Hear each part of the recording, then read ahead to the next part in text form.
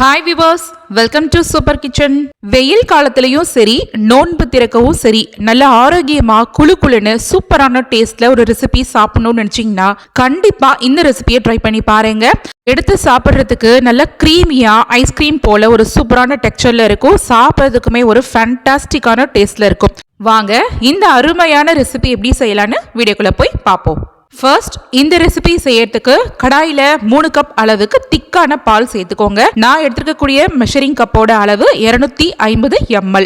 இது 1/4 litre அளவுடைய cup. நம்ம சேர்த்திருந்தோம்ல இந்த பால், அதை நல்லா கொதிச்சு காஞ்சுக்கிட்டே இருக்கட்டும்.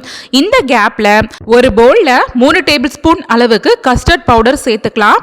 இப்போ இது கூட 1/2 கப் அளவுக்கு காய்ச்சி ஆற வச்ச பாலை கொஞ்சம் கொஞ்சமா இதுல சேர்த்துட்டு கட்டிகள் இல்லாத மாதிரி இது போல கலந்து விட்டு எடுத்து வச்சுக்கோங்க. இப்ப பாருங்க, இந்த அளவுக்கு கட்டிகள் இல்லாத மாதிரி நல்ல சாஃப்டா கரைச்சி எடுத்து வச்சுக்கோங்க. இது அப்படியே இருக்கட்டும். இப்ப நம்ம ஆல்ரெடி பால் காய வச்சிருந்தோம்ல, அதை பாத்திரலாம்.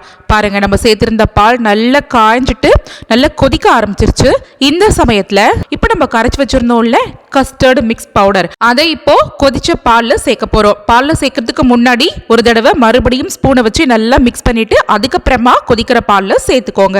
இந்த சமயத்துல கேஸோட ஃப்ளேம லோல மாத்திட்டு ஒரு 2 நிமிஷத்துக்கு இது போல ஈவனா கைவிடாம கலந்து விட்டுக்கோங்க. இப்போ அடுத்ததா இது கூட நம்ம ஒரு 1/2 கப் அளவுக்கு சர்க்கரையை சேர்க்க போறோம். உங்களுக்கு எந்த அளவுக்கு தித்திப்பு சுவை தேவைப்படுதோ அந்த அளவுக்கு சேர்த்துக்கோங்க. மேக்சிமம் 1/2 கப் அளவுக்கு சர்க்கரை போதுமானதா இருக்கும். இப்போ இதுல சேர்த்திருக்க சர்க்கரை நல்ல இது போல கரைஞ்சு வந்ததுக்கு அப்புறமா நீங்க விருப்பப்பட்டீங்கன்னா இதுல 1/2 டீஸ்பூன் அளவுக்கு வெனிலா எசன்ஸ் சேர்த்துக்கோங்க. எசன்ஸ் இல்லைன்னா 1/4 டீஸ்பூன் அளவுக்கு ஏலக்காய் பொடியை கூட இதுல தாராளமா சேர்த்துட்டு மிக்ஸ் பண்ணிக்கலாம். இது மாதிரி சேர்க்கும் போது இதோட ஃபிளேவர் நல்ல சூப்பரான ஃபிளேவரா கிடைக்கும். இப்போ இதெல்லாம் சேர்த்ததுக்கு அப்புறமா நல்லா மிக்ஸ் பண்ணிட்டு இந்த சமயத்துல கேஸ் ஸ்டவ் கம்ப்ளீட்டா ஆஃப் பண்ணிடுங்க. இது சூடெல்லாம் குறைஞ்சதுக்கு அப்புறமா 1 மணி நேரத்துக்கு இது அப்படியே ஃப்ரிட்ஜ்ல எடுத்து வச்சிருவோம். இது ஃப்ரிட்ஜ்ல இருக்கட்டும். அடுத்ததா கேஸ் ஸ்டவ்ல ஒரு பேன் வச்சுக்கலாம். பேன்ல 2 டீஸ்பூன் அளவுக்கு நெய் சேர்த்துக்கோங்க. இப்போ இதுல ஒரு 1/4 கப் அளவுக்கு சேமியா சேர்த்திருக்கேன். வறுத்த சேமியா, வறுக்காத சேமியா எதுவா இருந்தாலும் சேர்த்துட்டு இப்போ இதை நல்ல நிறம் மாறி வர அளவுக்கு இந்த நெய்யிலேயே இது போல நல்ல பொன்னிறமா வர அளவுக்கு வறுத்து எடுத்துக்கோங்க. இப்போ வறுத்த இந்த சேமியா கூட 1/2 கப் அளவுக்கு திக்கா காய்ச்சி ஆற வச்ச பாலை இதுல சேர்த்துட்டு இப்போ ஒரு 2 டேபிள் ஸ்பூன் அளவுக்கு மட்டும் இதுல சக்கரை சேர்த்துட்டு நல்லா மிக்ஸ் பண்ணி விடுங்க. இந்த பால்ல சேர்த்திருக்க சேமியா இந்த பால்லையே நல்லா வெந்து வரணும். அதுக்கப்புறம் நல்லா பால் நல்லா கொதிச்சு இந்த சேமியா இந்த பால் எல்லாத்தையுமே நல்லா அப்சர்வ் பண்ணதுக்கு அப்புறமா இந்த மாதிரி ஒரு திக்கான கன்சிஸ்டன்சிக்கு வரும். இந்த சமயத்துல கேஸ் ஸ்டவ் கம்ப்ளீட்டா ஆஃப் பண்ணிட்டு இதை இறக்கி அப்படியே ஒரு ஓரமா வச்சுக்கோங்க.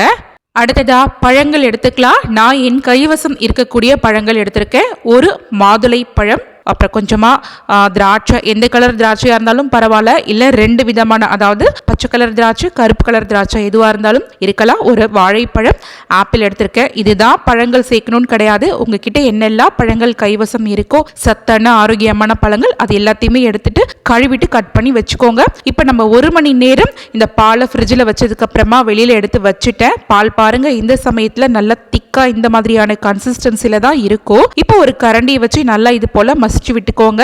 இப்போ இந்த சமயத்துல நம்ம ஆல்ரெடி வேக வச்சிருந்தோம்ல சேமியா, அதை முழுசையுமே இது கூட சேர்த்துருங்க. நம்ம முன்னதாகவே வேக வச்சதுனால இது நல்லா ஆறிதான் இருக்கும். சேர்த்ததுக்கு அப்புறமா விஸ்கோ இல்லட்டா கரண்டி வச்சு இது போல நல்லா ஜென்டா கலந்து விட்டுக்கோங்க. பாருங்க, இது போல நல்லா ஸ்மூத்தா கலந்து விட்டு முடிச்சதுக்கு அப்புறமா நம்ம ஆல்ரெடி கட் பண்ணி வச்சிருந்தோம்ல ஃப்ரெஷ் ஃப்ரூட்ஸ், அது எல்லாத்தையுமே இதுல சேர்த்துக்கோங்க. இப்போ இது கூட 10 முந்திரிய வறுக்காம அப்படியே ஒன்னும் பாதியமா உடைச்சிட்டு பச்சையாவே சேர்த்திருக்கேன். முந்திரி கட்டாயமா சேர்க்கணும்ன்றதே கிடையாது. உங்களுக்கு விருப்பம்னா சேர்த்துக்கோங்க. நீங்க ட்ரை நட்ஸ் சேர்த்துக்கலாம் அப்படின்னு விரும்புற பட்சத்துல முந்திரி தான் கிடையாது, உங்ககிட்ட கைவசம் இருக்கிற ஹெல்தியான எல்லா ட்ரை நட்ஸுமே இதுல தாராளமா சேர்த்துட்டு மிக்ஸ் பண்ணிக்கலாம். இப்ப பாருங்க, நல்லா ஈவனா கலந்து முடிச்சதுக்கு அப்புறமா இந்த ரெசிபியோட கன்சிஸ்டன்சி இப்படிதான் இருக்கும். ஐஸ்கிரீம் மாதிரி நல்லா கிரீமியா இருக்கும். சாப்பிடறதுக்கு ஒரு ஃபேண்டாஸ்டிக்கான டேஸ்ட்ல இருக்கும். இது நல்லா சில்லுன்னு சர்வ் பண்ணி சாப்பிட்டோம்னா ரொம்பவே சூப்பரா இருக்கும்.